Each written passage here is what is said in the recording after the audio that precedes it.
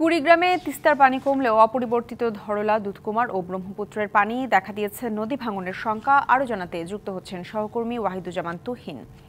তুহিন, কি পরিমাণ ফসলের ক্ষতি হয়েছে আর পানিবন্দী মানুষের ভোগান্তি নিয়ে জানাবেন। সেই সাথে জানাবেন প্রশাসনের পক্ষ থেকে কোনো ধরনের দৃশ্যমান উদ্যোগ নেওয়া হয়েছে কিনা বিস্তারিত। যে আসলে ঠিক এখন পানি কমার পরে যে পানিবন্দী মানুষের যে দুর্ভোগগুলো ছিল সেটি কিন্তু আসলে দৃশ্যমান হয়ে গেছে। কিছু কিছু ঘরবাড়ির থেকে পানি নামার পরেও তাদের যেহেতু পুরোপুরি না নামার কারণে যে দুর্ভোগগুলো রয়ে গেছে সেটা রয়েছে।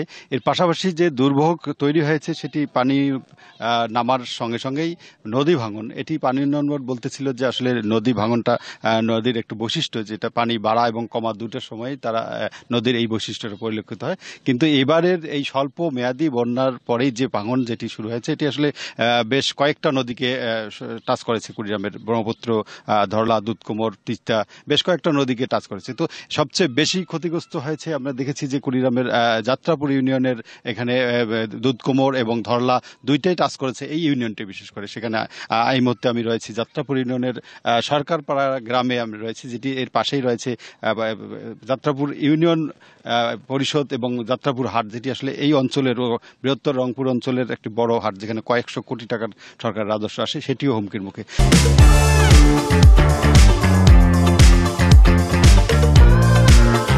তো এখানে স্থানীয় জনপ্রতিনিধি একজন রয়েছেন, আব্দুল গফুর সরকার, যাত্রাপুর ইউনিয়ন চেয়ারম্যান। আমি জানবো আপনার এই সরকারি যে স্থাপনা সহ হাটবাজার রক্ষার্থে আপনি কি যোগাযোগ করেছিলেন পানি উন্নয়ন বোর্ড সহ?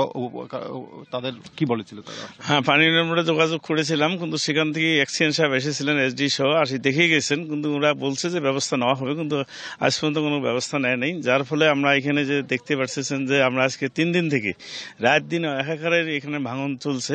সেখানে বাড়িঘর দুয়ার এখানে প্রায় 20টা বাড়ির মতন এখান থেকে সরাই নিছে, আবারও যে কাজকর্ম করতেছে। কিন্তু সবচেয়ে বড় কথা হলো আমাদের এইখানে যে যাত্রাপুরের হাটটা, এই যাত্রাপুরের হাটটার থেকে সরকার প্রত্যেক বছরে কোটি কোটি টাকা রাজস্ব পায়। কিন্তু সেইখানে যদি এইখানে একটা স্কুল আছে, একটা ফেন্সি স্কুল আছে, মসজিদ, পাখা মসজিদ আছে, এইগুলো যে ভেঙে যায় প্রায় হুমকির মুখে। আজকে অল্প কিছু দূর পরেই কিন্তু যাত্রাপুরের হাটটি, সেখানে আমরা জানছিলাম আসলে যাত্রাপুর হাট সহ বিভিন্ন স্থাপনা, যেটি গুরুত্বপূর্ণ স্থাপনা রক্ষায় কার্যকর পদক্ষেপ নেবে এটা প্রত্যাশা করছেন প্রতিনিধি সহ স্থানীয়রা সবাই। তো এই ছিল কুড়িগ্রাম থেকে আমার। তুহিন, আপনাকে ধন্যবাদ।